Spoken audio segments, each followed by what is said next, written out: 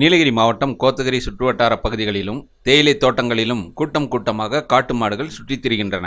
இந்நிலையில் கோத்தகிரி காம்பாய் கடைப்பகுதியில் வலது பின்னங்காலில் ever silver பாத்திரம் சிக்கிக்கொண்ட நிலையில் சிரமத்துடன் காட்டு மாடு ஒன்று சுற்றித் திரிவதாக அப்பகுதி மக்கள் வனத்துறையினருக்கு தகவல் அளித்தனர்.